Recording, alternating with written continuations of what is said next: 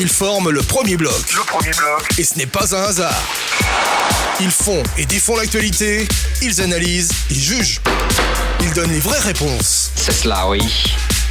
Le premier bloc. C'est sur Planète Hockey, la radio.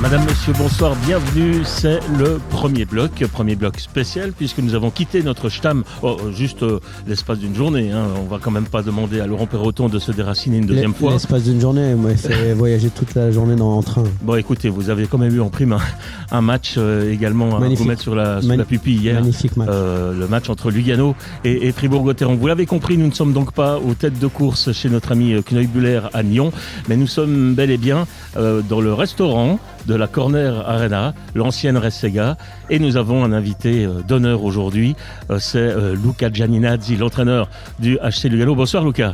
Bonsoir tout le monde. Merci beaucoup de nous avoir rejoints. C'était important de vous avoir, surtout après la belle victoire d'hier contre Fribourg-Gotteron. On va en parler d'ici quelques instants. On va quand même préciser qu'aujourd'hui, nous avons Filippo Fretti qui a complété la team du premier bloc. Bonsoir Filippo. Bonsoir. Et donc Laurent Perroton en pleine forme. Bonsoir. Et qui n'a pas pu résister au charme du Tessin, grotto, pasta, pizza et compagnie, quoi. J'ai pris 4 kilos. Ouais, c'est ça, vous avez fait le français typique, quoi. Le touriste français.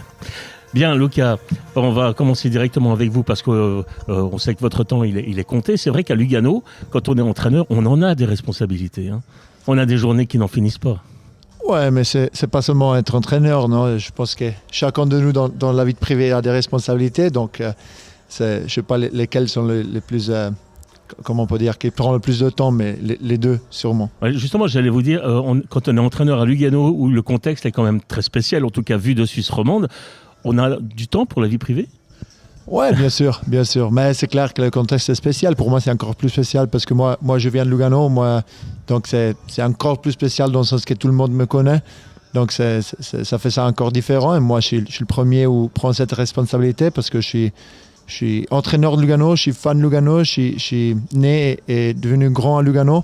Donc ça fait tout spécial, mais ça fait tout plus beau, quoi. Mais vous êtes une exception, en fait. C'est incroyable ce qui vous arrive. Un Luganais pur souche qui devient entraîneur du HC Lugano à notre époque, il y avait quand même peu de chances que ça arrive. Mais paraît-il qu'on vous avait préparé pour ça. Parce que votre nom, un jour, il est apparu comme ça après l'époque Max Orlé.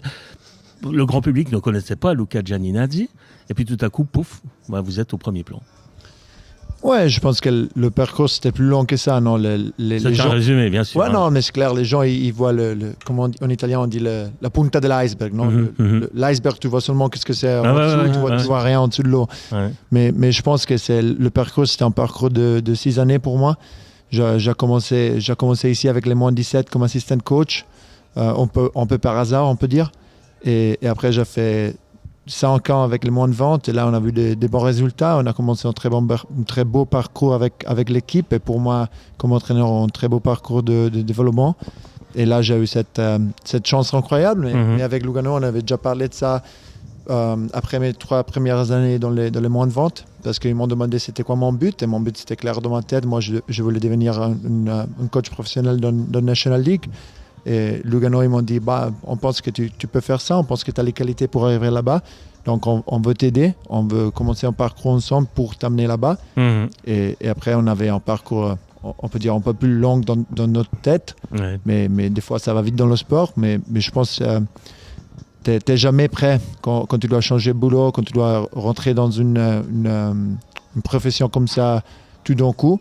Mais c'était un très bon apprentissage l'année passée. Et là, cette année, c'était très cool de commencer la saison déjà normalement dans le mois d'août avec la préparation.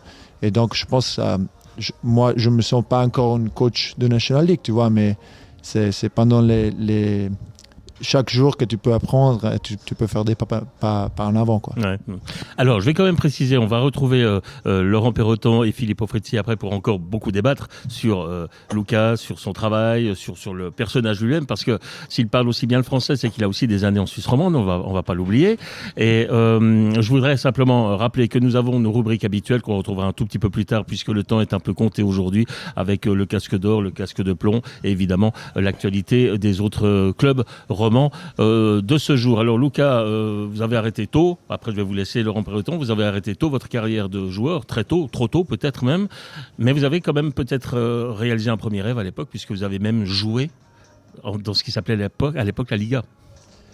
Et ça, certains ne s'en souviennent pas. Ouais, bah, je comprends aussi pourquoi je ne me souviens pas, parce que c'était très court, quoi. Non, ouais, j'ai joué 4 matchs ici à Lugano, et jouer, c'est déjà un gros mot, quoi. J'ai assis sur le banc pendant 3 et j'ai joué un match.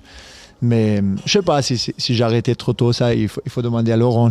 Laurent, on va lui demander. Ouais, il m'a entraîné, donc c'est lui qui peut donner une réponse sur ça. Non, mais déjà, moi je l'ai connu, c'est un peu particulier. Hein. C'était à Morges, c'était la période où on voulait nous faire monter en Swiss League avec comme club partenaire Lausanne. Donc en fait, on a été chercher des joueurs. Lui, il était à Turgovie.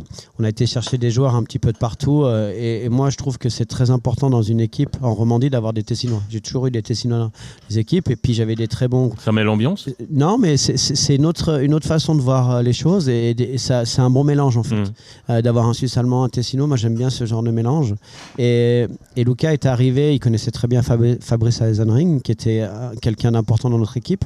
Et du coup, son intégration a été facilitée, mais c'était un joueur important. On avait besoin même si c'était un jeune joueur, on avait besoin d'un cadre un petit peu professionnel derrière. On avait beaucoup de joueurs qui étaient des jeunes, mais qui n'avaient jamais été professionnels. Donc, il a amené cette rigueur-là. Et puis surtout, on a vécu une superbe année. On gagnait tout. Puis la veille de la finale, on a appris que finalement, c'est le concurrent contre qui on allait jouer qui allait être partenaire avec Lausanne. Du coup, là, ça a tué l'équipe. Je reprends au bon. Vous gagniez tout, c'était grâce aux joueurs ou grâce à l'entraîneur ? Non, grâce à l'équipe. Maintenant, je pose la question à l'autre entraîneur. Quelle est l'importance vraiment de l'entraîneur dans les succès d'une équipe comme ça ? Perroton, il y avait beaucoup de succès à l'époque. Vous en avez aujourd'hui. Vous sortez d'une 4e victoire consécutive, notamment contre Fribourg, contre le leader. L'importance de l'entraîneur ? Bah, je dis ça parce que c'est une émission pas tessinoise, donc allez-y, lâchez-vous. Non, mais je pense que des fois on se prend trop sérieusement comme entraîneur, tu vois. Je pense que c'est clair qu'il y a un très gros boulot de préparation, de préparer l'équipe, de motiver l'équipe. Il y a beaucoup de choses à faire et on sent toujours, comme on a dit au début de l'émission, on sent comme si on a 1000 choses à faire. Mais à la fin, je pense que des fois, on se prend trop sérieusement parce que c'est les joueurs qui vont sur la glace à jouer. Donc, c'est à nous d'essayer de mettre les meilleures conditions possibles, mais aussi c'est à nous de laisser les joueurs jouer des fois.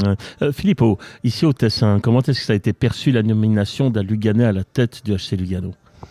Ça, c'est une bonne question. On pourrait demander aussi à Luca. Mais la chose, selon moi, on parlait hier avec Laurent, la chose que le Tessin peut-être, je souligne peut-être, a compris, mais je ne suis pas encore sûr, on verra dans les prochaines années.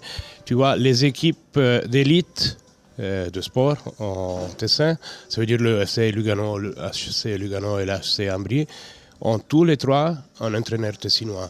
Alors ça, je pense pas, c'est pas une chose qui tombe comme ça du ciel, mais peut-être, je souligne encore une fois, parce qu'on est 2 Tessinois et 2 Romans.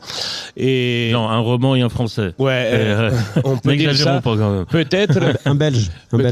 C'est ma mère qui est belge. Peut-être quelqu'un a compris que même au Tessin, il y a des beaux entraîneurs, tu vois, parce que soit Crocitorti, soit Cereda. La question d'un Tessinois, qu'est-ce que tu as pensé quand tu jouais pas, disons, comme professionnel, tu étais dans le bon, tu aimais l'entraîneur ou pas? Oui, moi j'étais toujours assez réaliste avec moi-même, je pense. Donc moi, quand j'étais là, j'étais encore junior quand j'ai fait des matchs en Liga. Et je pense que là, je savais que le niveau, c'était encore pas assez. Donc pour moi, c'était plutôt OK, où je peux aller pour me développer. Et moi, c'était mon but, c'est clairement de jouer en National League. Mais après une année à Turgovie, c'était pas facile, dans le sens que je jouais pas. Et donc là, c'était un peu reality check, tu vois. Tu penses que tu dois jouer en Liga, tu descends en Ligue B et même là, c'est pas facile. Non? Et donc, des fois, c'est la réalité qui arrive devant toi. Non? Et après, là, comme il a dit Laurent, j'ai essayé de faire un pas en arrière pour en faire 2 en avant. Donc, je suis allé à Morges pour essayer de monter en Ligue B avec Morges, en Swiss League avec Morges. On n'a pas réussi ça, comme Laurent l'a dit avant. Et après, je suis allé à Biasca. Et là, j'ai dit, bon, je commence à faire un peu les deux. Donc, je suis rentré un peu dans la vie, on peut dire. J'ai fait l'école de personal trainer. J'ai commencé à bosser aux côtés. Et là, on a fait une année en première ligue avec Biasca. Là, on a réussi à monter en Ligue B. J'ai fait encore une année en Ligue B. Et là, j'ai compris, OK, mon but, c'est de jouer en National League. Ça va pas le faire, ça va pas aller. Et donc, c'est pour ça que j'ai décidé d'arrêter assez tôt. Et là, le premier choix, c'était pas arrêter pour coacher, c'était arrêter pour aller à Zurich à étudier. Donc, mon but, c'était d'aller à Zurich, étudier le droit. C'était le droit, non? Non, c'était Gesundheitswissenschaft. Donc, c'était la chance de la santé, quoi. Voilà, c'est ça, ouais. D'accord. C'était le truc qui nous dépasse complètement, quoi, hein, disons-le franchement. De vraies études, quoi. De vraies études. Donc ça c'était un peu dans ma tête, on peut dire. J'ai dit, je vais trouver une équipe en première ligue à Zurich, je vais étudier là-bas, comme ça je vais un peu aider mes études avec l'hockey, mais je vais changer la priorité dans ma vie, quoi. Et là ça fait Christer Cantoni, qui maintenant il est mon assistant dans le banc, qui m'a appelé et m'a dit, écoute, j'ai entendu que tu n'es pas sûr qu'est-ce que tu vas faire avec l'hockey, tu vas venir une année à faire l'assistant coach moins 17 ici à Lugano. Et là, j'ai dit, ça fait 3-4 ans que je n'ai pas étudié, que je suis en train d'essayer quelque chose dans l'hockey. Coaching, pourquoi pas. Et je pense que déjà, quand je jouais, j'étais un joueur assez qui voyait le jeu, quoi. Et je me suis dit, j'essaye ça. J'ai toujours le temps pour reprendre à jouer et pour aller étudier après. Laurent, dans le vestiaire, il avait l'âme du leader ? Ou plutôt justement effacer l'intello du coin? Non, mais il y a leader et leader, il a inspiré aussi, puis surtout il était à l'écoute. Moi je trouvais qu'en fait il voyait les choses. Ce qu'il dit, je l'ai remarqué dans le jeu, c'est-à-dire que quand on faisait une modification, c'était l'un des seuls défenseurs à être capable de comprendre ce qu'on voulait en fait. Et même lorsqu'on a fait un petit peu de vidéo, etc., je voyais exactement où on voulait en venir. Et puis lui, je voyais dans ses yeux. Et je crois qu'en fait, il y a les leaders par la parole et leaders par l'exemple. Et lui, il était très calme. Justement, on avait une équipe de fous furieux. Vraiment, et c'était une bonne balance. Et justement, souvent les Tessinois ils sont un peu volubiles, et lui justement, heureusement avec les romans que j'avais, on avait pas mal de Valaisans, heureusement que lui c'était une bonne balance pour avoir un équilibre dans ce vestiaire. Vous êtes un entraîneur calme? De temps en temps. Non, mais... Il n'y a pas des gars qui de temps en temps vous énervent et vous le dites de façon assez carrée, je sais pas, je donne Arcobello ou d'autres noms comme ça. Non, mais au hasard. Je pense que ma personnalité est assez calme. Ouais. Ça, comme Laurent il dit, c'est toujours été comme ça, mais c'est clair aussi qu'il y a ce esprit de vouloir gagner. Tout, Donc c'est clair que dans le sport, le but c'est de gagner, quoi. Tout le monde et toujours tu veux gagner. Donc quand les circonstances, quand il y a des choses qui vont pas comme tu veux, c'est clair aussi comme entraîneur ou comme leader de l'équipe que tu dois prendre cette responsabilité. Des fois, c'est normal de s'énerver, quoi. Ouais. Bon, on va quand même parler du match d'hier. Hein. Vous avez battu le leader, c'est bien. Est-ce que c'était votre meilleur match de la saison? C'est très difficile à dire. C'est très difficile de comparer match à match parce que, comme je dis toujours, tu as aussi toujours un adversaire qui joue dans une certaine manière. Non? Donc, c'est clair que des fois, il y a des matchs qui ressemblent plus beaux parce qu'il y a un adversaire qui joue dans une certaine manière. Et il y a des matchs qui ressemblent pas trop beaux, mais c'est aussi dû parce que l'adversaire, il te laisse pas trop jouer. Donc, je pense hier, c'était un bon match sûrement à voir.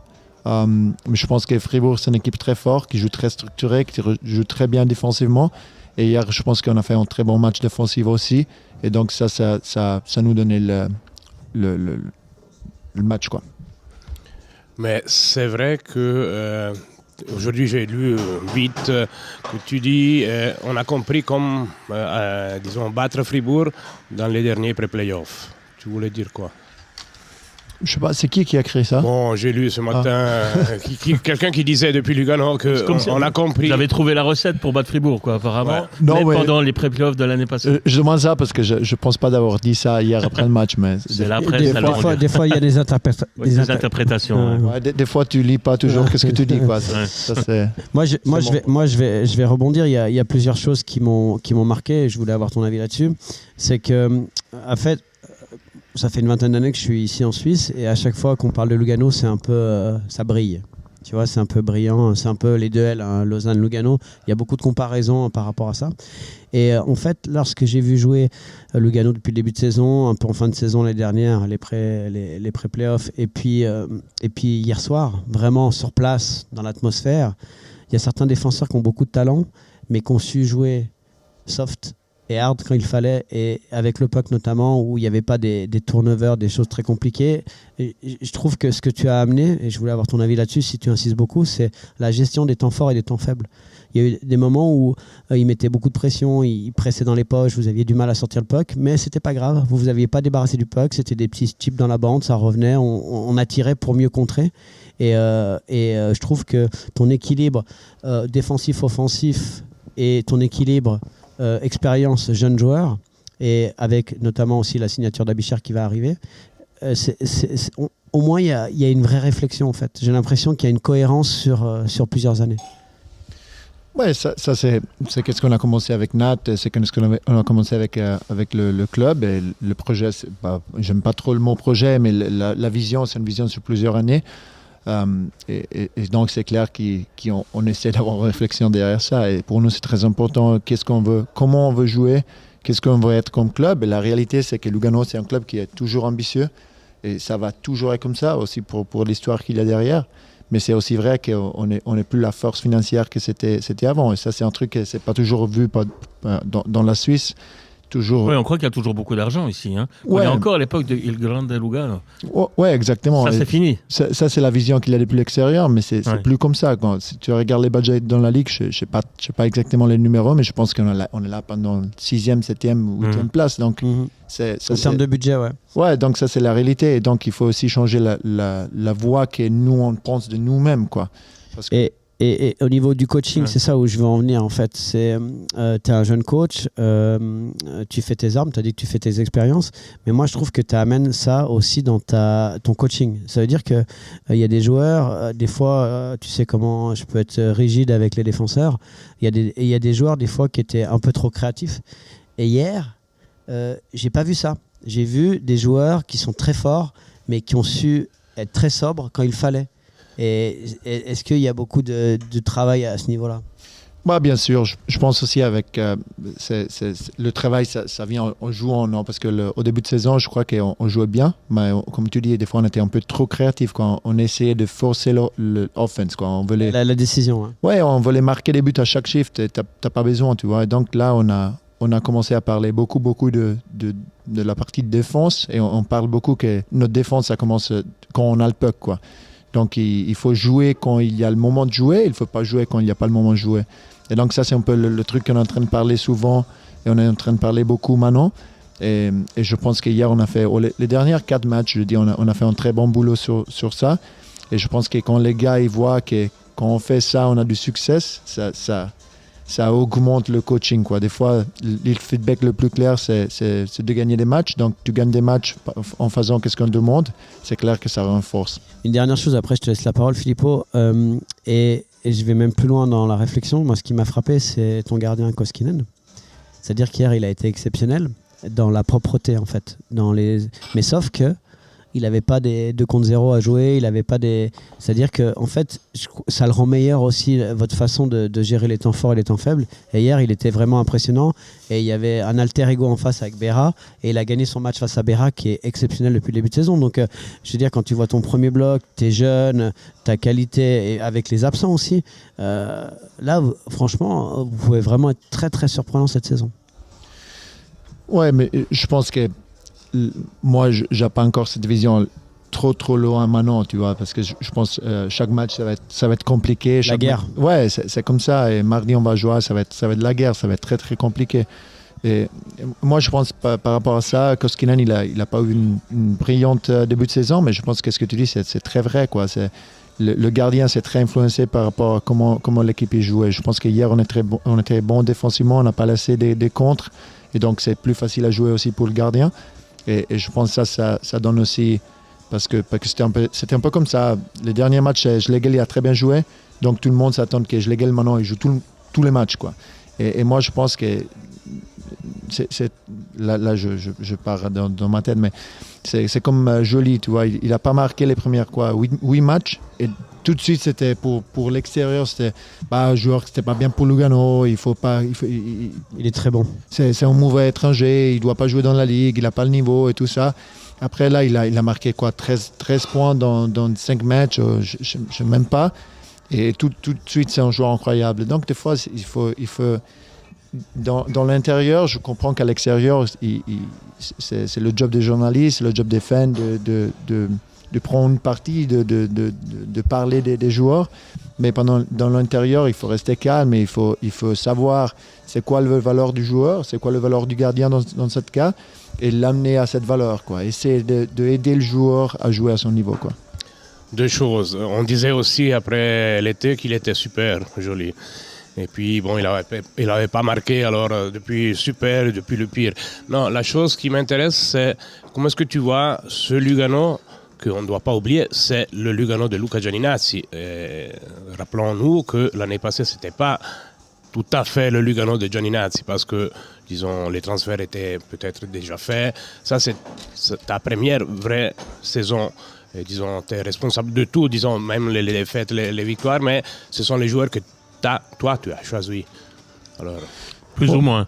Ouais, non. Il y a quand même des contrats à longue durée. Ouais, non, mais c'est clair, mais ça c'est la partie du job, c'est la partie. Mais moi, j'aime pas trop dire c'est le Lugano de Luca Gianninazzi, parce que c'est pas mon Lugano. Il y a beaucoup de gens qui travaillent pour le club, et c'est pas seulement moi. Moi, je suis le gars qui parle le plus. Ça, c'est pourquoi c'est tout le monde moi. C'est rare. Un entraîneur qui parle beaucoup. Ouais, non, mais dans le sens que c'est toujours moi dans les papiers, dans la télévision. Mais c'est logique. Mais il y a beaucoup de monde qui met sa tête dans comment on peut construire une équipe pour le futur, et comment on peut travailler pendant la journée pour sa meilleure. Donc je pense pas que c'est mon Lugano, je pense que c'est Lugano, et c'est Lugano. Qu'est-ce que c'est plus important, c'est pas moi. Mais par rapport à les gars qu'on a été chercher, c'est clair que moi, j'amène une certaine vision de jeu avec mon staff, et on a essayé de trouver avec Nat les joueurs qui peuvent jouer mon jeu le meilleur possible. Mais je pense aussi que, comme tu as dit avant, il y a des joueurs qui sont déjà sur contrat, donc il faut être aussi malin à comprendre c'est quoi les forces des joueurs, et essayer de mettre les joueurs dans la meilleure condition possible pour. Donc c'est vraiment un travail performer sur la durée, quoi, vraiment pour vous. Donc vous vous inscrivez dans la durée. Dans 5 ans, vous êtes encore entraîneur du HC Lugano. Ouais, mais dans l'idée. Mais c'est clair, moi dans mon idée, je me vois entraîneur de Lugano pour les premières 20 années, quoi. Je pense que faut penser comme ça. Ouais. C'est être fou, parce que c'est être fou à penser comme ça. Mais moi, j'ai dit depuis le premier jour avec Lugano, j'ai dit si je dois penser ce job pour gagner le match de demain, je suis pas la meilleure choix possible. Donc si vous voulez gagner le match de demain, il faut chercher. Vous n'êtes pas un pompier, quoi. Non, mais il faut chercher un autre entraîneur, parce qu'il y a beaucoup de bons entraîneurs sur le marché. Il y a beaucoup d'entraîneurs qui sont des bons entraîneurs, et moi, je suis un jeune entraîneur qui a besoin de temps pour se développer. Donc, si on a une vision dans la tête et on veut développer quelque chose comme club, alors je peux être le bon choix. Et donc, c'est ça qui m'a donné l'esprit de dire je prends ça, parce que j'ai vraiment vu que le club, il a cette vision, et il veut changer, et il veut développer quelque chose comme équipe, comme club, et comme staff aussi. Et donc c'est ça qui m'a donné cet esprit pour commencer cette aventure. Moi, je voudrais juste rajouter ce qu'on a l'impression, et ce que j'ai dit auparavant, c'est qu'il y a une vraie réflexion. C'est-à-dire que moi, ce que j'aime chez les entraîneurs en National League, c'est quand ton équipe, elle progresse. Et en fait, quand on prend une partie des mots qu'a dit Luca, à chaque fois, il y a une réflexion. C'est-à-dire qu'on voit, par exemple, on voulait absolument marquer à chaque shift. On voulait marquer à chaque shift. Là, on a réussi à changer ça, et puis on est performant depuis 4 matchs. Donc, moi, à titre individuel, la jeunesse qui arrive, il y a des joueurs qui vont se développer aussi. Les étrangers, tout le monde est en train de trouver un petit peu sa place. Franchement, je suis très content. Et en plus, le directeur sportif a fait une déclaration en disant qu'il espère que ça continue à progresser. Puis jusqu'en 2025, on espère avoir un plan à moyen terme. Et ça c'est ce qu'il faut dans le Tessin. Et Ambri Piotta est un exemple pour ça, parce que Luca Cereda, malgré les tempêtes, avec Duka, ils sont très très unis, et ça a permis à ce club de s'améliorer, d'avoir une nouvelle patinoire, etc. Donc voilà, moi c'est ça que je voulais rajouter. Mais si je peux rajouter une chose sur ça, depuis que j'ai pris l'équipe, ça parle beaucoup d'un jeune coach tessinois qui vient de Lugano. Mais pour moi, c'était un truc très important que je ne suis pas là. Pourquoi je suis tessinois, non? Mm-hmm. Pour moi, c'était OK, vous choisissez moi, mais pour les qualités que je peux porter, c'est clair que l'être tessinois, c'est un truc que je suis fier, et c'est un truc que ça fait partie de moi. Mais pour moi, c'est très important d'avoir cette place pour les qualités et pour la vision que je peux amener à Lugano, et pas seulement pour le fait d'être tessinois. C'est clair que c'est incroyable, comme Philippe l'a dit avant, d'avoir 3 coachs tessinois en Tessin avec Lugano, le foot et Ambri. Mais je pense que les 3, on est là, pas parce qu'on est tessinois, mais parce que les 3, on a des qualités. Bien évidemment, mais il y a quand même un mais, c'est que de pouvoir être entraîneur de la première équipe dans la ville où tu es né, où tu as grandi, il n'y a pas mieux. Je suis désolé, mais on en parle souvent dans cette émission. Moi, je suis lyonnais. Un jour, j'aimerais finir ma vie entraîné à Lyon. Voilà, ça fait partie de ta vie. Mes grands-parents, mes parents étaient dans le club. Tes parents aussi ont travaillé dans le club. Donc, ce côté, ça donne un côté supplémentaire. Moi, je reste persuadé que dans un moment décisif où c'est la grande guerre, le fait que tu aies ça dans ton cœur, ça te donne une force supplémentaire. Luca, je sais que, comme je le disais en début d'émission, votre temps, il est compté. Merci beaucoup de nous avoir rejoints. Prochain match, donc, c'est mardi à Joie ? Non. Mardi à Joie. Ouais. Mardi à Joie. Aïe. Vous le préparez comment, celui-là? Parce qu'ils vont vous attendre maintenant. À Joie est quand même le bilan roman le plus positif du week-end, on va dire ça comme ça. Et puis en plus, si tu me permets, comme je rigolais avec Laurent hier, de bon Tessinois, je disais, il y a 2 matchs cette semaine, Porrentruy et puis contre les Lions. Comme Tessinois, moi je dis, pour Lugano, le plus difficile, ça sera celui de mardi. Le plus difficile, c'est toujours le prochain, non? mais c'est clair. Alors, j'ai raison. ouais, exactement. Non, mais c'est clair que ça va être un match très compliqué. Ils viennent gagner le dernier match. C'est clair qu'ils ont... Et en plus, à Ajoie, à Porrentruy, c'est jamais facile de jouer, quoi. Ils sortent toujours fort. Donc, il faut qu'on arrive là-bas très préparé, très structuré, qu'on va bien jouer défensivement. Mais comme vous le faites à chaque match. Ouais, ça c'est la théorie. Ça c'est la théorie. Ça, qu'est-ce on n'est pas dans la tête des joueurs. C'est qu'est-ce qu'on travaille pour. mais c'est clair, je pense qu'il faut rester avec les pieds par terre. On a gagné 4 matchs, mais c'est quoi aujourd'hui? C'est le 23 d'octobre. Donc la saison, ça va être encore très très longue. Donc comme il a dit Laurent, je pense que le truc très important, c'est de progresser. Et là, on a une très bonne chance de progresser comme une équipe, de progresser mentalement et comment on va se préparer au match. Et donc ça, c'est le prochain test et pour la prochaine chance qu'on a pour s'améliorer. Bon ben, on va vous souhaiter tout de bon, comme on dit chez nous. Hein. Comment on le dit au Tessin là, comment on va le dire en italien?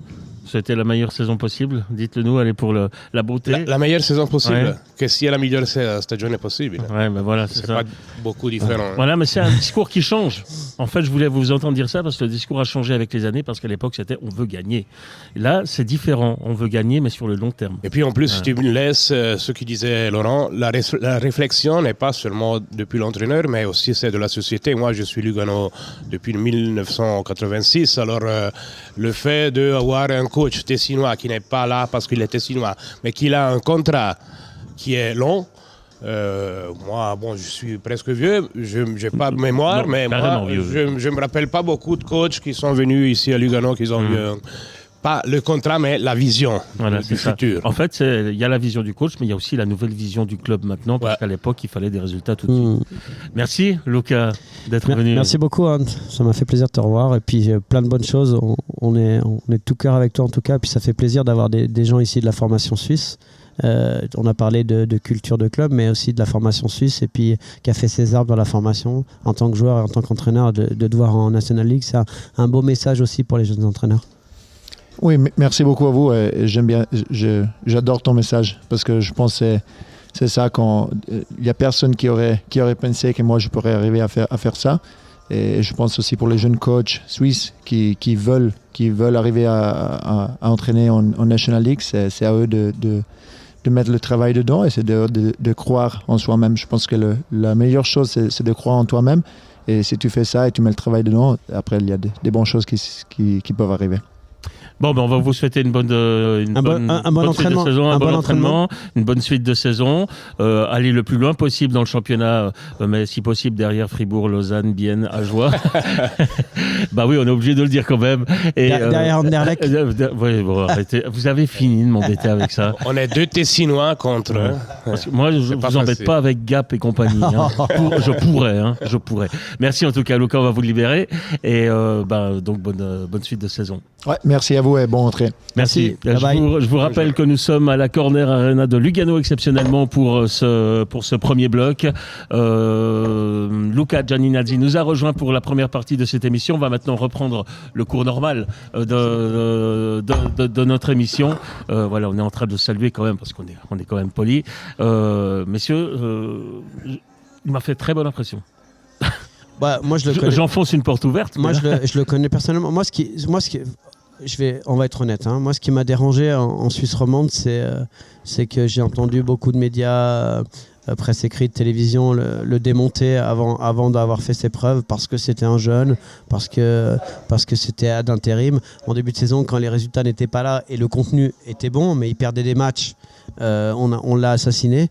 Et puis aujourd'hui, il est en train de montrer. Et on peut pas lui poser des questions personnelles sur certains joueurs. Mais quand je vois jouer hier à la Talo, quand je vois jouer Anderson, quand je vois jouer même Peltonen, des fois qui a des fulgurances, mais des fois un peu trop.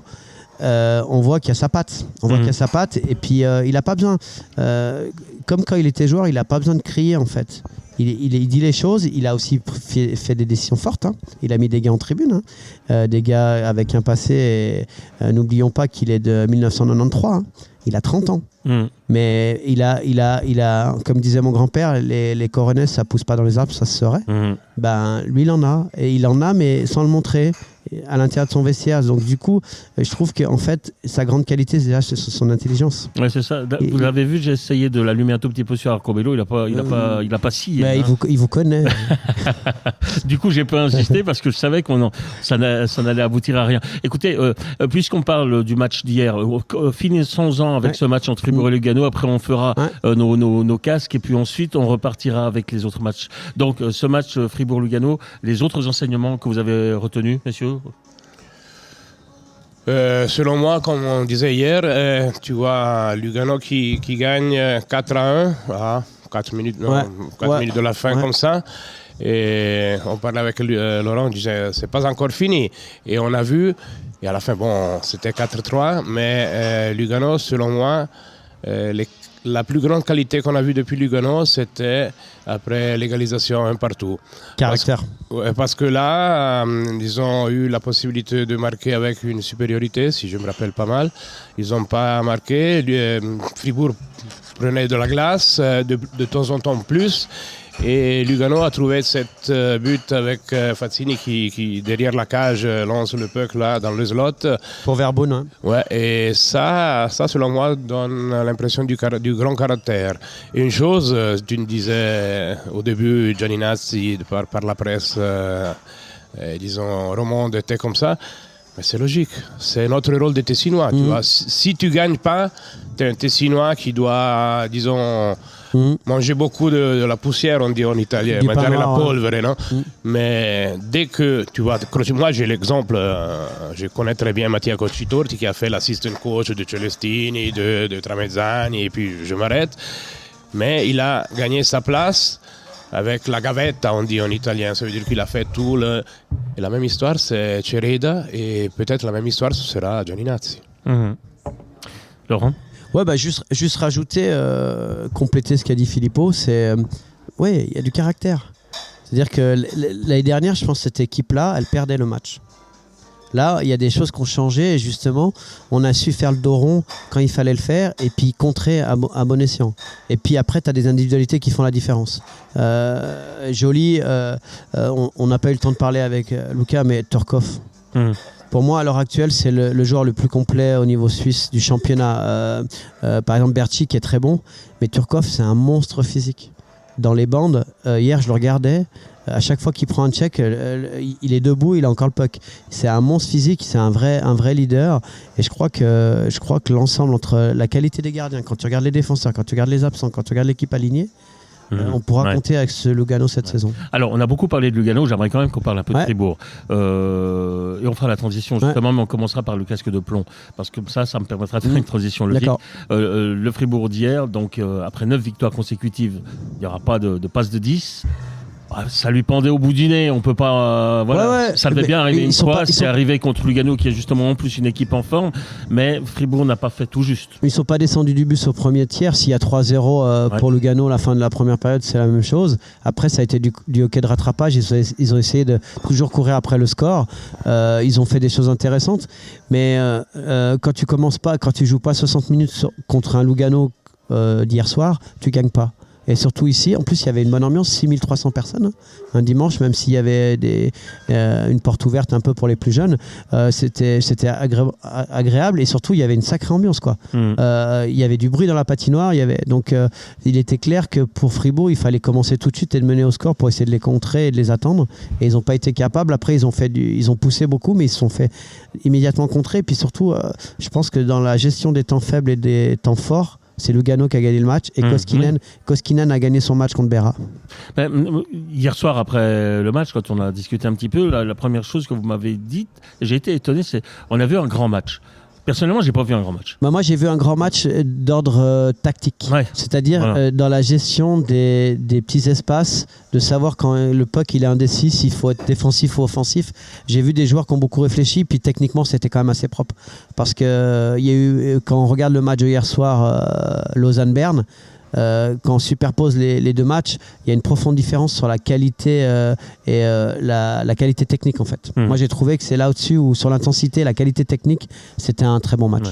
Encore quelque chose à préciser sur Fribourg, autrement on va passer au casque.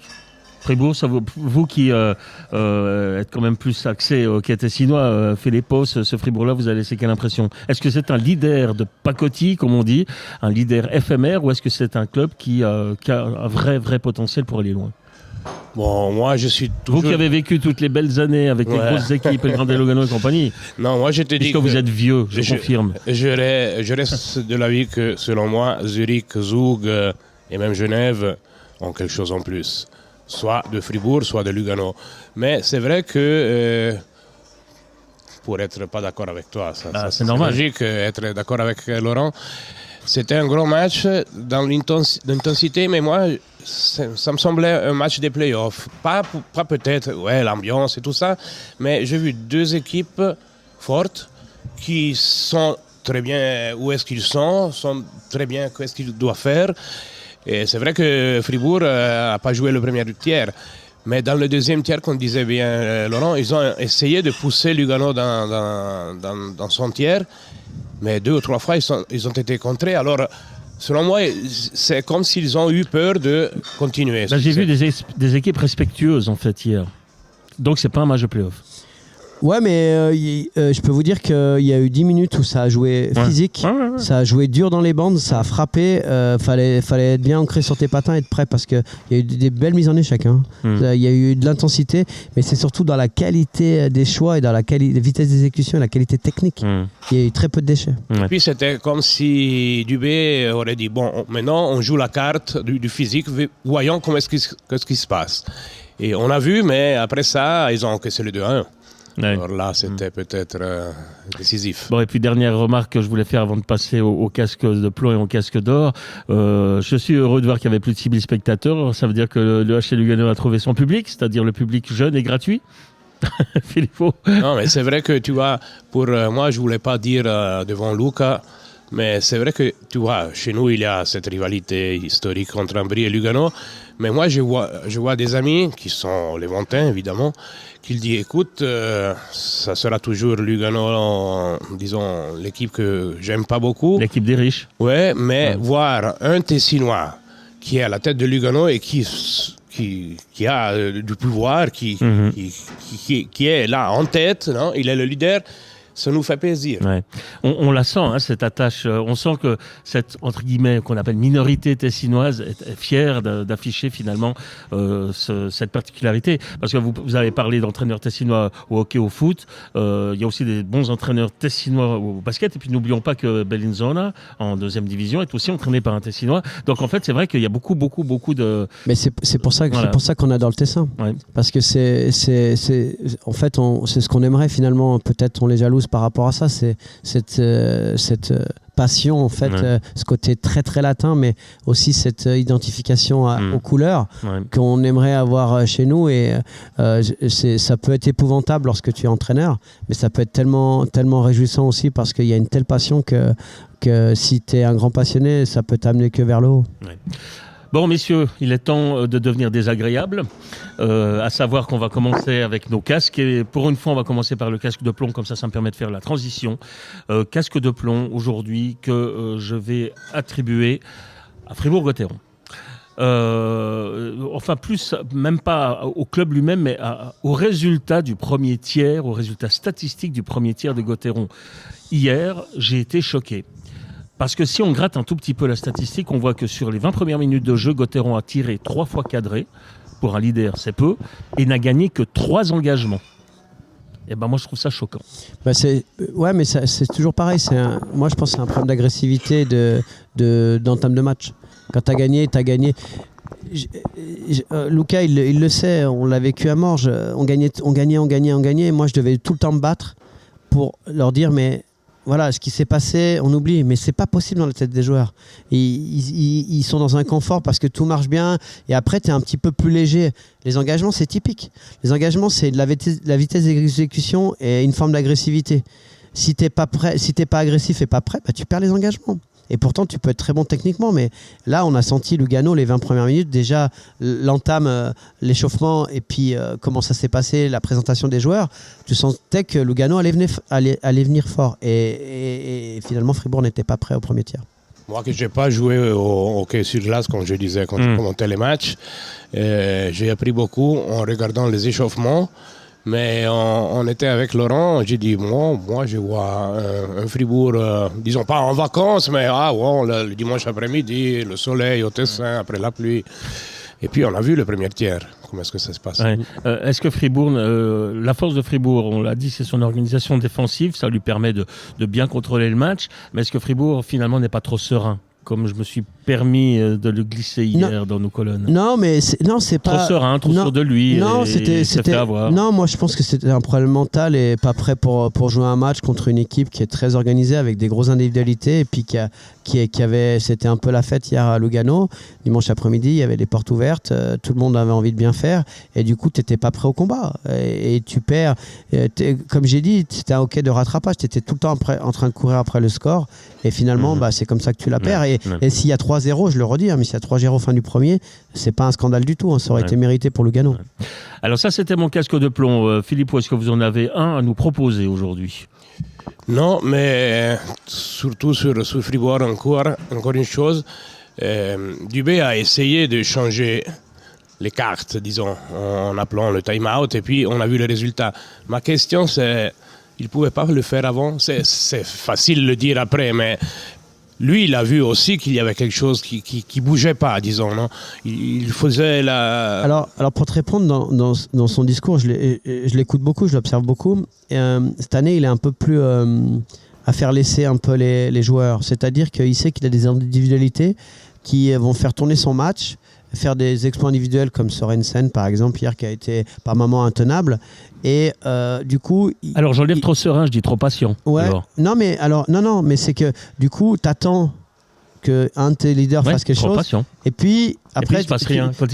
Oui, mais tu veux pas prendre ton temps mort tout de suite parce que, justement, si tu arrives à égaliser, peut-être que là, ça peut faire la différence. Donc, c'est toujours très, très délicat de savoir ce que tu as dans ton plan de match et dans la tête du gars.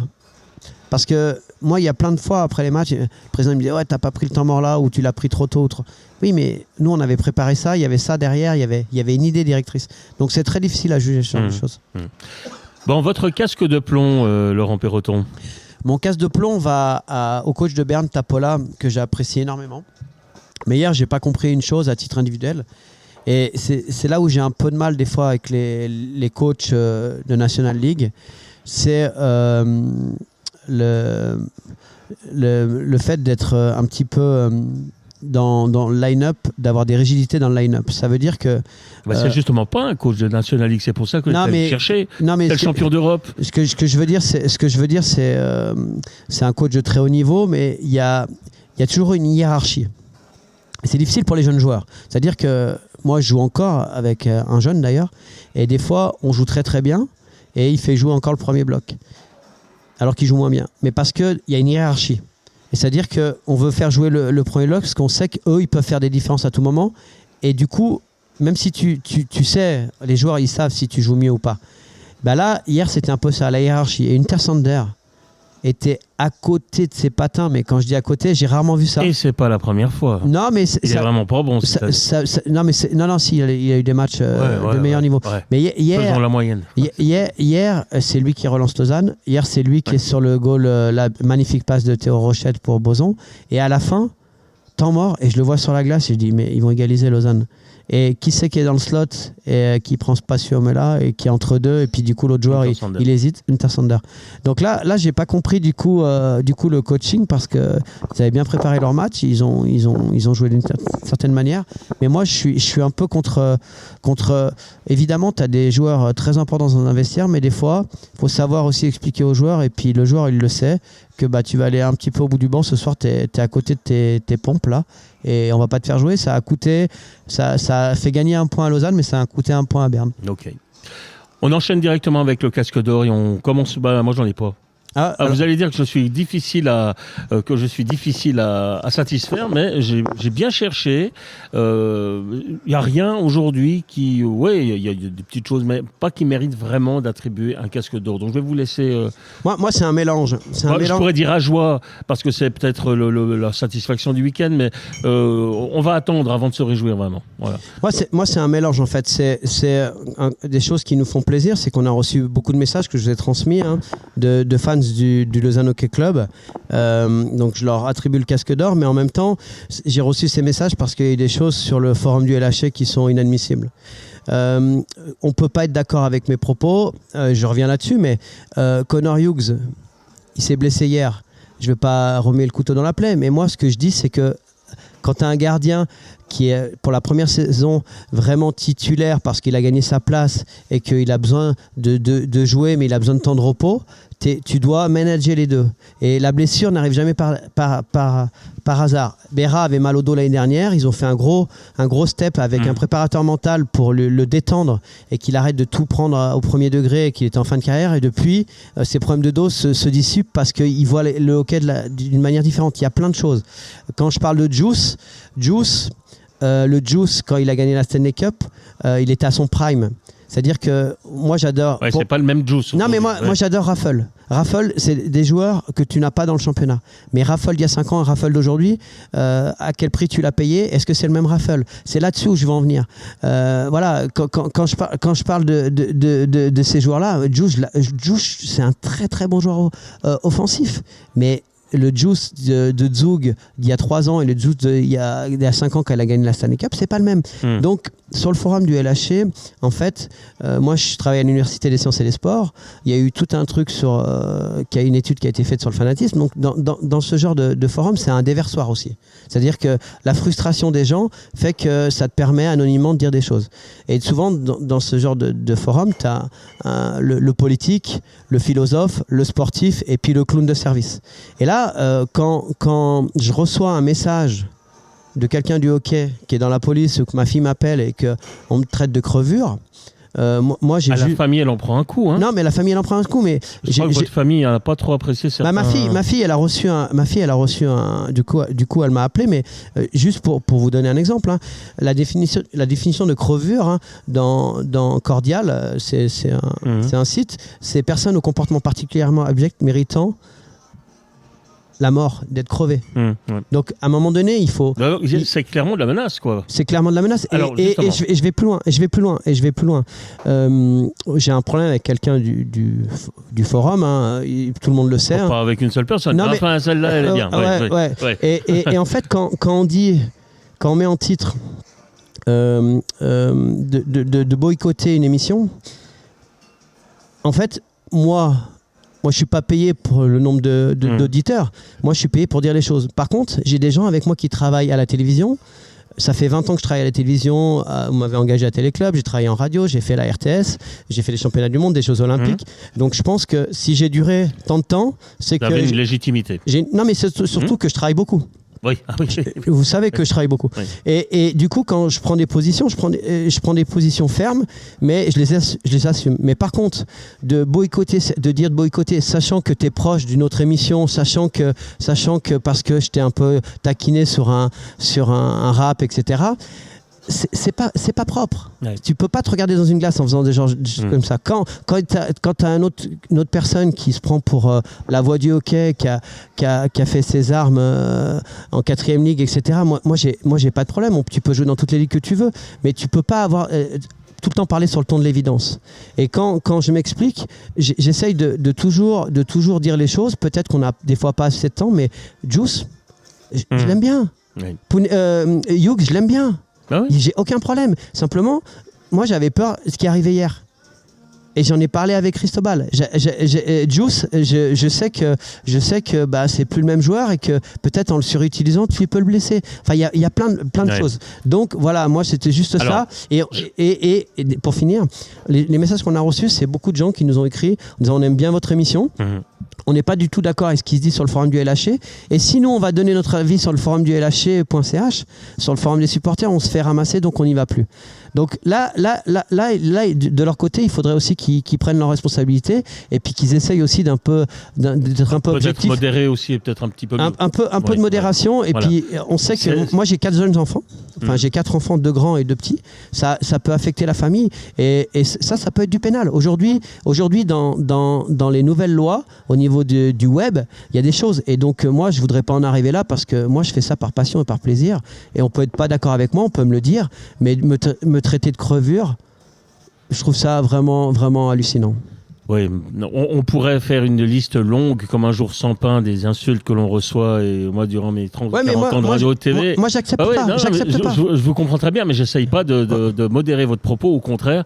Mais justement, je voulais, puisqu'on a abordé le sujet, on va terminer aussi sur ce sujet en disant qu'effectivement, il y a des... Nous, on accepte la critique, alors sans problème. On dort très bien avec, ou on dort moins bien, parce qu'on sait que finalement... On a fait des erreurs. La critique, elle a peut-être parfois raison, ou même peut-être souvent raison, et on accepte parfaitement, on est les premiers à assumer. On a fait des mea culpa combien de fois ? Oui, bien sûr. Donc voilà, ça fait partie de l'actualité. Nous, on donne notre avis, on donne notre sentiment. Après, ça plaît ou ça plaît pas. Très souvent, on remarque que ce que l'on a dit, ça correspond quand même à une certaine réalité, mais on peut se tromper, effectivement. Maintenant, on essaye de le faire de la façon la plus courtoise possible.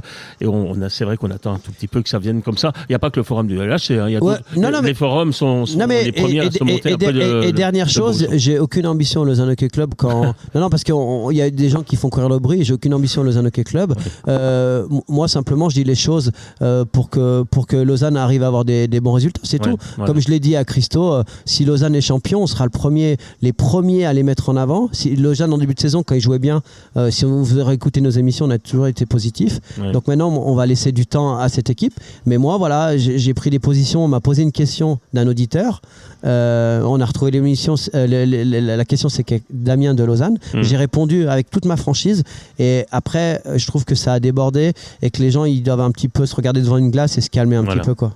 Alors pour conclure, donc nous aucun problème avec la critique, mais essayez quand même de rester un petit peu plus poli ou être un peu moins vindicatif parce que c'est vrai que, et là c'est ce qui s'est passé dans le cadre de Laurent Perroton, entre copines on s'envoie des messages, j'ai vu ça sur le forum, on parle de ton père, on t'envoie le message et puis ça peut être très très mal vécu. C'est ce qu'elle m'a dit ma fille. Oui. Elle m'a dit pourquoi tu te prends la tête avec cette émission, on n'y va plus, nous on a envie d'être tranquille. Ouais, c'est ça, changer de métier. Mais non mais ce que je veux dire c'est une gamine, elle a envie que son papa soit heureux, puis elle a pas envie d'avoir des menaces, surtout dans ce qui se passe dans le monde actuel. Et c'est 12 mecs sur une glace avec un puck avec 4 arbitres.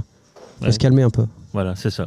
Alors, si vous voulez astiquer le papa, allez-y, mais n'oubliez pas que ça peut avoir des conséquences derrière. Voilà, messieurs, on clôt le sujet, on en a même fait sans doute un petit peu trop, mais c'était important une fois de le dire, je crois. Puisqu'on a parlé de Lausanne, on va continuer avec Lausanne, et puis je vais continuer aussi à mon tour à être de nouveau un peu impertinent. Moi, je trouve qu'aujourd'hui, il y a un très mauvais message qui a été lancé à Ivar Spunenovs. Dans la mesure où hier, Connor Hughes sort blessé, on ne connaît pas la nature de la blessure, il y a Kevin Pache qui va débarquer pour venir en backup, mais on cherche un gardien étranger. Alors que Pounenovs, à mon sens, il peut tout à fait tenir la baraque avec un Pache comme backup. Alors, déjà, pour vous répondre, chaque été, il y a David Abichir qui organise un camp de gardiens avec tous les gardiens de National League et de Swiss League, notamment que des gardiens suisses. Et David Abichir a un profil de gardien, grand gardien un peu panneau. Il n'aime pas du tout les petits gardiens, il faut le dire. Et il a été impressionné par Pache. Pache, il brûle la Ligue en Swiss League. Il brûle la Ligue. Et je pense que c'est peut-être le futur Leonardo à Lausanne, et on espère. Du coup, Pounenovs, là, il va devoir jouer et devoir assumer. Ce que je ne comprends pas, c'est qu'à chaque fois qu'un joueur ne joue pas bien à Lausanne, on l'assassine. Pounenovs, c'est qui est arrivé avec Pounenovs, comme a dit Christo dans son interview, jusqu'à décembre l'année dernière, c'était le meilleur joueur de Lausanne et de loin. Donc il a des qualités. Donc c'est juste un problème mental. Donc là, donnons-lui de la confiance. Et c'est pour ça que je me suis battu depuis le début de saison dans les commentaires que j'ai pu faire. C'est attention, avec Hughes, c'est un bon gardien. Sébastien Bollier a donné l'interview où il explique qu'ils vont jouer à Fribourg. Ils ont 31 shoots. Et Mayer, il a 28 shoots avec des mecs seuls dans le slot. Votre pourcentage d'arrêt n'est pas le même que Connor Hughes qui a 30 shoots avec 28 shoots derrière les points d'engagement. Donc il faut savoir lire les statistiques. Et les gens s'offusquent parce qu'ils pensent qu'on attaque un tel ou un tel. Mais nous, on parle de fait, de ce qu'on voit. Nous, on ne se base pas uniquement sur les statistiques avancées. Mais je vous redis, une statistique avancée, le scoring chance. Si vous avez Michael Joly qui est 5 fois tout seul devant la cage, ou vous avez Julien Valquer, même si c'est un très bon joueur et que c'est un joueur plus expérimenté, vous n'allez pas avoir le même ratio. Donc on est dans le concret, nous. On est plus dans le concret. Voilà.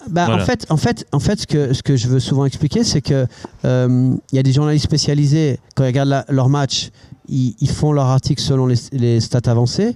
Et moi, quand je regarde le match, je regarde jamais les stats et je les regarde à la fin du match s'il y a des petits éléments qui vont... Parce que je regarde les points de détail d'ordre tactique, individuel, l'état d'esprit, voir comment les changements que fait le coach. C'est ça la différence. C'est ça la différence où on essaye de se différencier en fait. Ouais. Tu m'as oublié pour le casque d'or. Moi, je voulais donner le casque d'or à Lugano, évidemment. Toi, tu dis évidemment. Mais je m'y attendais. C'est pour ça que je me suis dit, allez, on va passer à côté de son casque d'or. Parce que... Sauf les 5 victoires dans les 6 derniers matchs. N'oublions pas que Lugano, il y a 2 semaines, était 11e. Et avec si j'ai bien vu, maintenant il est 5e. Ouais. Alors, c'est vrai que puis il n'y a pas beaucoup de points entre le 5e et le 8e. Mais c'est vrai que, tu sais, chez nous, quand les choses ne marchent pas une fois, 2 fois, 3, à la 4e fois, on panique. Non? Et le rôle de Luca Gianinazzi, comme est le rôle de Cereda là-haut en Ambrie, c'est toujours ça, d'être calme. Et quand tu es calme à l'extérieur, peut-être que ce n'est pas la même chose dans les vestiaires, mais au Tessin, si des choses vont très bien, il faut se calmer. La même chose si les choses ne vont pas. On a on n'a jamais ce juste équilibre parce qu'on est des Latins, on a l'Italie ici à la porte, alors on voit le football, une équipe qui gagne 2 matchs, elle est championne d'Italie et puis elle perd 2 matchs, ils sont des voilà, d'où le parallèle avec Lausanne. Mais je veux rebondir. Ouais, c'est ça que je voulais arriver. Je vais rebondir parce que les duels, on en a beaucoup parlé l'année dernière. On a beaucoup parlé de Ward. Ouais, Perroton, il attaque le coaching de Ward. Mais ils étaient classés 12e et 13e l'année dernière. Qui a été en pré-playoff ? Le jeune entraîneur. Là, aujourd'hui, on a vu une équipe qui a super bien commencé à Lausanne. On a vu un Lugano qui a été plus des ailes, mais qui c'est qui est mieux classé ? Et pourtant, ils n'ont pas du tout le même passé. Donc, c'est là-dessus où je ne parle pas des qualités de Ward. Je parle, est-ce que Ward est l'homme qu'il faut pour entrer à Lausanne à ce moment-là. Est-ce que Luca est l'homme qu'il faut à Lugano à ce moment-là ? C'est là-dessus où on voit un bon directeur sportif ou un mec qui réfléchit un peu moins. C'est juste ça. Ouais. C'est juste ça. Bon, on va conclure avec Lausanne pour dire quand même que c'est pas le moment de paniquer. Non. Parce qu'il y a quelque chose dans cette équipe. Non, mais il y a quelque chose de très bien dans cette équipe. Non, mais hier, il y a des grosses occasions qu'on doit mettre. Oui. Et ça change le match. Ça change complètement le match, notamment sur l'entame de match. Après, il y a des grosses situations, des cages vides, etc., où on doit conclure. C'est juste un problème de confiance. Mais dans le jeu hier, et c'est à 3-0, c'est très sévère pour Lausanne. C'est Untersander qui fait un défense catastrophique, qui met une passe choucroute banana dans les patins de son coéquipier, qui amène le 3-1, et puis ça relance Lausanne à domicile. Mais il ne faut pas paniquer.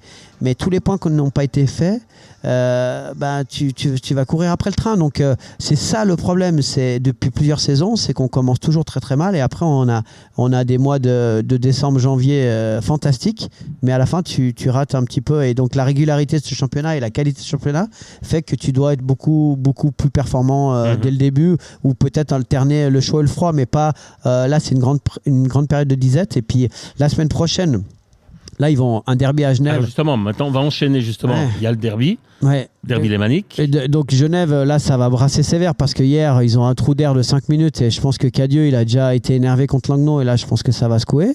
Après, ils ont un match très important contre Cloton parce que Cloton et Langnau, faut pas perdre. Parce que tu peux pas te permettre de les avoir collés aux fesses. Ouais, mais bon, faut pas perdre. Encore une fois, voilà, exactement le genre de discours. Là, je peux comprendre certains supporters. Parce que quand on dit il faut pas perdre, oui. Mais s'ils perdent, vous voulez faire quoi ? Vous voulez virer tout le monde ? Non, c'est pas ça. Non, voilà. Mais moi je parle même mathématiquement. Ouais. Ah oui, bon, mathématiquement, mais il faut jamais perdre. Non, mais Philippe, par rapport provoque un peu. Non, mais aux confrontations directes. Parce que il faut leur donner du désespoir. C'est-à-dire que si tu mets 3-4 équipes derrière, ça c'est fait. Et après, tu dois te battre avec 2-3 pour être dans les pré-playoffs. C'est ça que je veux dire. Ouais. Donc, le match perdu à Langnau, c'est une connerie. C'est une connerie.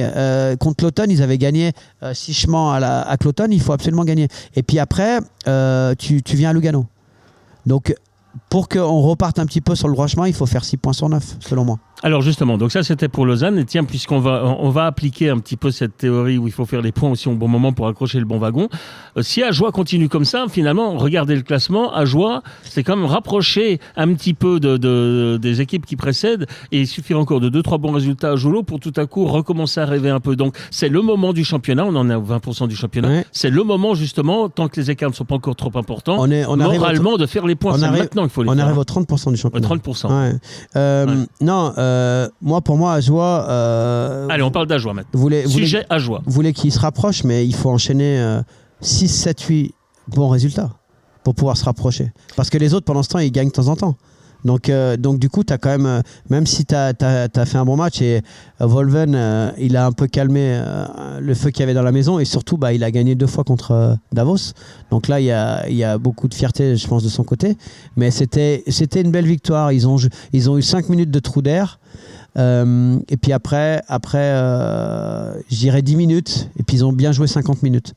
Il faudrait arriver à 55 et puis faire attention pendant 5 minutes, mais c'était beaucoup mieux dans la constance.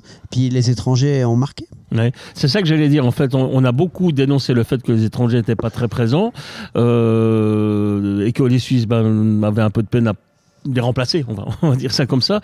Au moins, cette fois-ci, si on regarde le tableau marquoir, ils sont là. Dans les buts, dans les passes, ils sont là. C'est bien la preuve que il n'y a pas le choix. Si Ajoie ne peut pas compter sur l'ensemble de ces étrangers, c'est foutu. Ah mais oui, désolé pour les Frossards, désolé pour. Mais non, mais en fait, c'est des joueurs suisses qui doivent progresser, mais par rapport à la qualité des joueurs suisses, si on a la composition devant les yeux de Fribourg et de Lugano, ils sont à des années-lumière. Ouais, c'est ça. Donc il faut que les joueurs suisses, les joueurs étrangers performent plus, ce qui n'était pas le cas pendant ce début de saison. Maintenant, ça leur a donné un peu de confiance. Espérons que ça enchaîne parce qu'on n'aimerait pas les voir revivre la même saison, même si on sait que ça va être très très difficile. Ouais. Bon, Ajoie, on laisse le sujet de côté pour un instant. On va voir comment ça évolue. En tout cas, la victoire est encourageante. Lugano va à Ajoie et ça sera un match très très compliqué pour Lugano. Et connaissant en plus le mental aussi des grosses équipes quand ça va bien, tu arrives là-bas, si tu n'es pas prêt, tu cours après le score. Il ne faut surtout pas être mené au score là-bas. Mais je pense que ça sera le travail de Johnny Nazzi depuis ce matin parce que nous, tu parlais avant de Lausanne et le match pas à perdre. Moi, j'ai vu un match Ambry-Cloten, pas spectaculaire, pas étonnant comme ça. Mais c'est vrai que Ambry de l'année passée gagnait pas un match comme ça. Comme ça, 1-0, 2-0, knapp, comme disent les Suisses allemands. Mais à la fin, ils ont fait 3 points. L'année passée, peut-être Ambry ne marquait pas 3 points contre Cloten. Et ça, ce sont les points que tu as là. Tu dois plus, courir après le train. Ouais. Bon, tout à l'heure, je disais que c'était pas le moment de paniquer du côté de Lausanne. J'ai par contre un discours un poil différent du côté de Bienne. C'est beaucoup plus grave.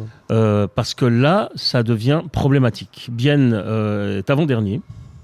Enfin, en tout cas sous la barre. Je prends avec le classement. Oui, c'est ça. Et ça va pas du tout. Non. Que faut-il faire ? Mais moi, ce que je comprends pas, c'est que la réaction qu'ils ont eue en Ligue des Champions contre le champion en titre, ils ont sorti le champion d'Europe en titre et puis ils ont bien joué.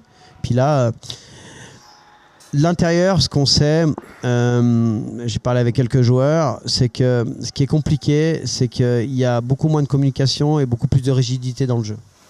Alors, quand tu as eu l'habitude d'être un artiste et que tu es un artiste peintre et qu'on t'enlève la couleur, c'est un peu plus sombre le tableau. Je te regarde et je pense tout de suite à Damien Brunner parce qu'il était ici et je ne sais pas si je comprends ce que tu dis, mais exactement. Je pense tout de suite à lui. Entre autres, il est blessé, mais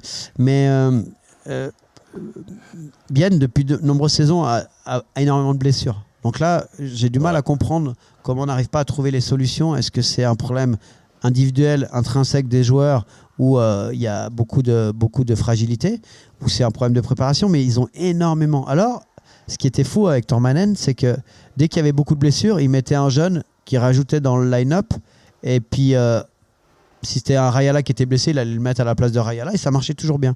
Mais quand on les voyait jouer en possession de puck, c'était vraiment très très beau à voir, des fois très risqué, mais ça marchait. Et là, on les sent un peu avec le frein à main. Et pour la première fois, là où je vous rejoins, Philippe, c'est que la dernière interview de Gaëtan Haas, là je me suis dit aïe, là il y a souci parce que... Quand il dit on est touché au moral, si Haas lui-même et qui essaye, si on a un qui essaye actuellement et qui va avec des rushs rageurs, c'est lui en ce moment, et si lui arrive à cette conclusion, c'est grave. Et puis surtout, c'est un mec qui est très bon à l'analyse. À mon avis, qui sera un bon coach aussi. Je ne sais pas s'il a envie de faire ça, mais je le trouve très très bon et très pertinent dans ses analyses. Et là, je l'ai trouvé fataliste. Et si Gaëtan Haas, il est fataliste, alors imagine les gars qui sont fragiles comme Brunner, Kunti, etc. Donc là, il y avait un Jean-Philippe Ritz, que vous connaissez, qui a fait un très bon papier où il explique soit l'homme change, soit on change l'homme. Il parlait de Martikainen. Et là, je crois qu'il y a un vrai dialogue à avoir entre le directeur sportif. C'est son choix. Il doit essayer de trouver la solution avec son coach ou prendre sa place ou le changer. Mais là, on ne peut plus trop attendre. Et en National League, vous regardez toutes les saisons depuis que le championnat a vachement évolué. Si vous avez trop de retard, vous ne revenez pas, quoi. Je vous dis franchement, pourtant, si je n'aime pas le limogeage des entraîneurs, mais la question moi je déteste ça. Mais je vous comprends. Mais pour moi, la question est de savoir aujourd'hui si on peut attendre la pause de novembre, parce qu'il y a encore 5 matchs, ou s'il faut agir avant. Parce que tous les points perdus sont définitivement perdus. Et voilà, j'ai retrouvé le classement de Bienne. Donc Bienne est aujourd'hui 12 12e avec 15 points en 14 matchs. Et depuis le début de la saison, Bienne perd 1 point sur Fribourg lors de chaque match par rapport au leader du classement. C'est hallucinant pour le vice-champion. Finaliste, et puis l'année dernière, ils ont été toute la saison régulière. On se rappelle qu'à quelques journées de la fin, ils étaient premiers, ils avaient repris la place à Genève. Ils sont finalistes, ça a été au 7e match. Donc ils sortent d'une superbe saison. Donc moi, je reste persuadé que, connaissant un peu la maison du HC Bienne, le directeur sportif, Stoney, va essayer de faire changer le coach avant d'avoir des décisions drastiques. Donc avant la pause de l'équipe nationale. Avant la pause de l'équipe nationale. Si ça ne change pas... alors c'est début de semaine. Et c'est pour ça que Stoney, je le respecte beaucoup, parce que lorsqu'il prend des décisions mauvaises, qu'est-ce qu'il fait ? Il se met le cul dans l'eau froide. C'est-à-dire qu'il va aller à prendre la place et puis coacher quelques temps, le temps de trouver des solutions. Donc vous pensez que Steinegger va se retrouver à la bande, le temps de trouver le bon remplaçant à Matikainen. Ouais, c'est votre théorie. Si jamais ça s'améliore pas d'ici la pause de l'équipe nationale, et surtout... donc vous attendez encore 4-5 matchs. Ouais, j'attends 4-5 matchs. Et surtout trouver le bon Tormanen. C'est ça. En fait, avec cette équipe-là, il faut un mec qui soit dans la compassion, dans la communication et dans la liberté d'action. Et là-dessus, c'est pas facile à trouver aujourd'hui.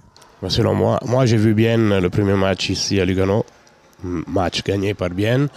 Et moi, je pense qu'on parlait avec Laurent avant. Je prends l'exemple de la Coupe des champions de football. Quand tu vois la Coupe des champions en Italie, avec les joueurs, ils ont 2 équipes, enfin, parce qu'ils ont plus que 30. Ici, tu ne peux pas avoir 40 gars qui jouent seulement pour la Ligue des champions, mais c'est vrai que si tu as des blessures, tu as un nouveau entraîneur, puis tu sors le champion en titre, comme ça, je pense que dans la tête des joueurs, l'année passée, on a fait la finale, tandis nous, avec nos individualités, avec Rajal et tout ça, on y arrive. Mais selon moi, à la fin, c'est vrai que c'est beaucoup de choses qui disons, des petits détails qui arrivent à être comme ça, mais c'est vrai que, tu vois, la Champions League dans le football, je sais très bien combien d'argent elle apporte dans un club suisse, par exemple IB ou comme ça. C'est pas, je pense, la même chose dans la Ligue des Champions. Alors la question est, c'est vrai, c'est du prestige et tout ça, mais combien ça va coûter participer à la Ligue des Champions pour un club suisse? Tu vois, on a Rapperswil aussi. C'est un peu le même cas, Rapperswil et Bienne, par rapport à la qualité financière et le nombre de joueurs de qualité dans l'effectif. Ça, tu as complètement raison.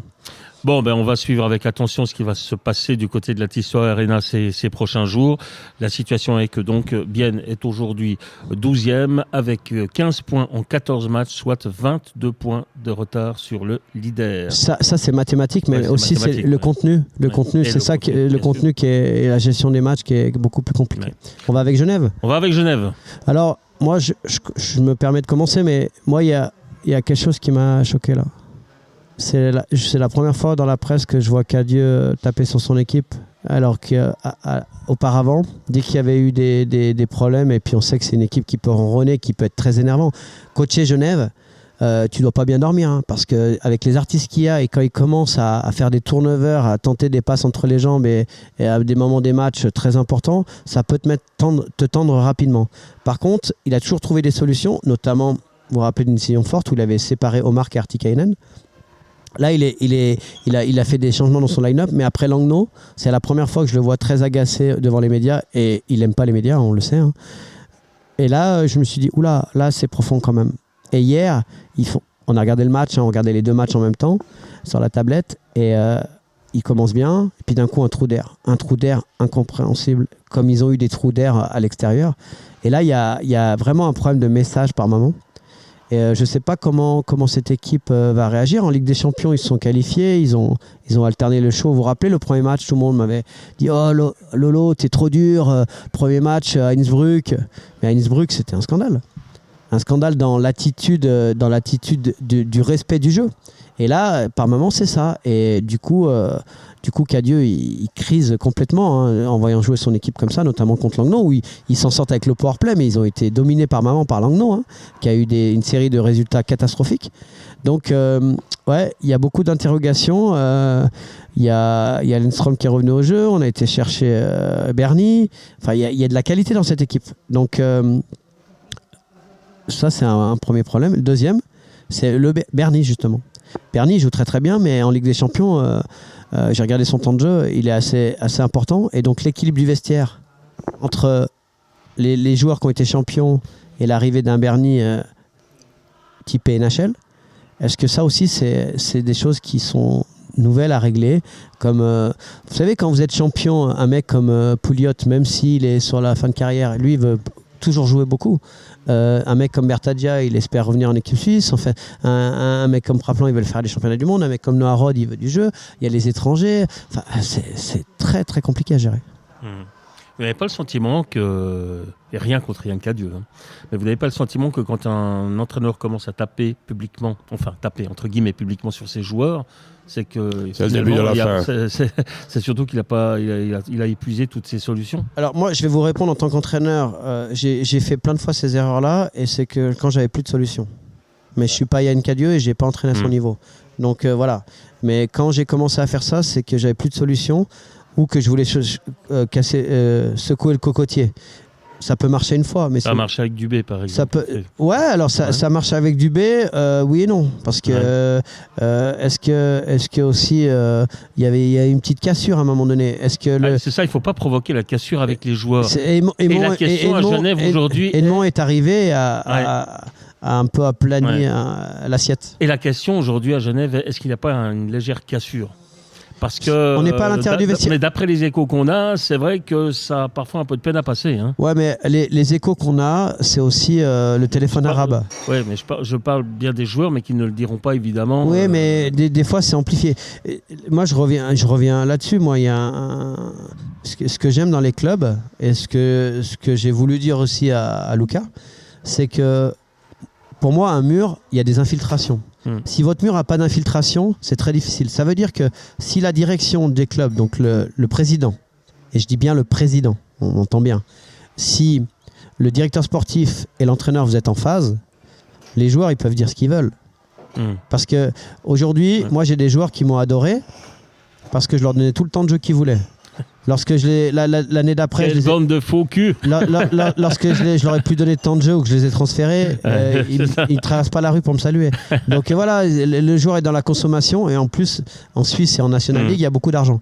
Donc il y a encore cet aspect-là qui est supplémentaire par rapport en Italie, en France où c'est des sports mineurs où c'est la passion d'abord qui l'emporte et donc il y a un plus grand respect du coach qu'en Suisse par exemple par rapport aux intérêts privés. Et puis en plus, vous avez des échos très, très proches. Mes échos sont très loin parce que depuis Genève, c'est loin d'ici. C'est un autre pays. Ouais. Mais c'est vrai que il y a aussi des joueurs qui disent écoute, mais qu'est-ce qu'il veut celui-là? Il a gagné un championnat suisse, nous on a joué tout ça. Il y a des joueurs qui entrent dans leur tête, commencent à dire comme ça, et qu'est-ce qu'il veut celui-là? On a gagné un championnat, lui c'est le premier championnat, nous on a joué à différents niveaux. Tu vois, il y a aussi cette chose-là.